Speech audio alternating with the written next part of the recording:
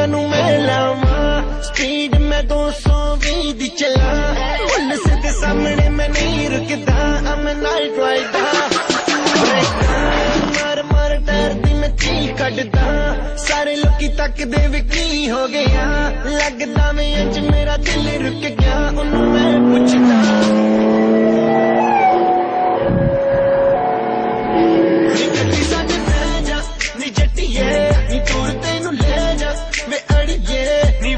तू मेरी मैं तेरा एम्पलीफायर